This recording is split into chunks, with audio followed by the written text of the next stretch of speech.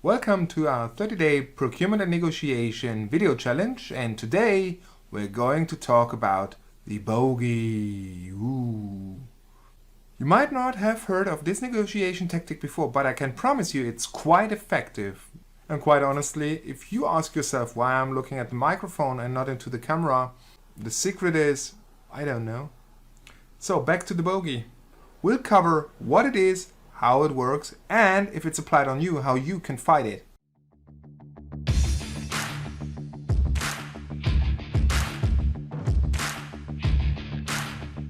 The bogey negotiation tactic is really what its name says, and you basically use it to have something to give away. It's a more aggressive tactic. Oh, and by the way, if you want more hardball negotiation tactics, bargaining and stuff, just go to video number 3, listed down in the video description. Down there somewhere, and you will find it linked. So what is the bogey negotiation tactic in its core? Well, it's quite easy. You make something much more important than it really is for you. Let's have an example. Just imagine you're entering a salary negotiation with a new employer, and you could say, you know what, I have a company car right now, and I think I can be sure that I get a company car from you as well. Although you might already know that this company does not grant company cars to the role you're applying for. So why would you push so hard on this car topic? Well, easy. You want something to trade, to make a concession, lemons to give away, as I usually say. And what's even more important, the other side might think that it's really an important topic for you. And sometimes it really works wonders because they come up with the preferred solution for you by themselves. They might say things like, well, you know what, we do not foresee a car for the role that you're applying for, but maybe an increased salary would help to compensate for that loss of bonus, so to say. If your counterpart comes up with such an idea, that's always the best possible outcome. But sometimes you also have to push a little bit, and sometimes even a little bit harder, to give them ideas how they can compensate you for the thing you're giving up in the bogey. Basically.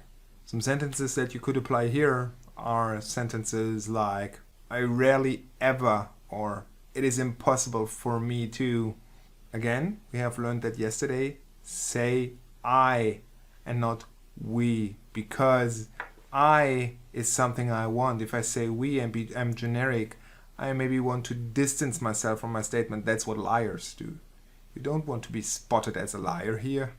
What is also crucial when you apply to the bogey, don't give it away right from the get-go. Stick to it as long as possible, so the other side really has the perception that it's quite important for you, and they have to make a real good concession to compensate you if you give that whatever you want away.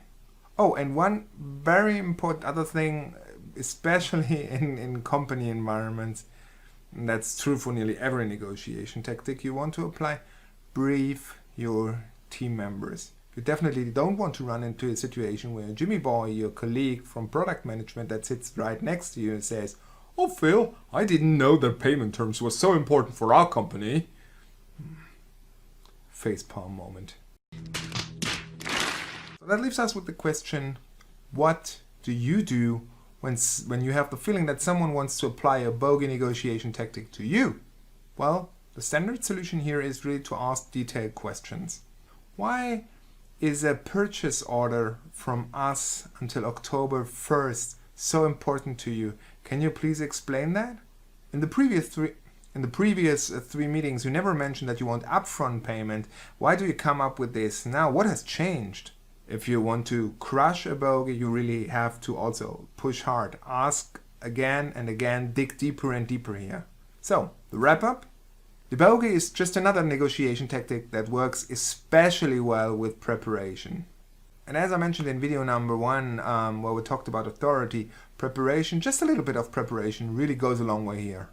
So by now you might understand that using the bogey as a negotiation tactic is somewhat of making up stuff. I want to know from you, what do you think? Is that unethical? Leave a comment down below. And if you want to improve your negotiation results tomorrow with new techniques that I push out right now every day, just click like and subscribe so you don't miss out on anything. Because it does not only help the channel and help me to create this video, but you'll get notice once a new negotiation tactics come out, and I promised you that every tactic I publish in this video challenge is less than 10 minutes. So it's easy to consume and easy to apply. So, see you tomorrow and always happy negotiations.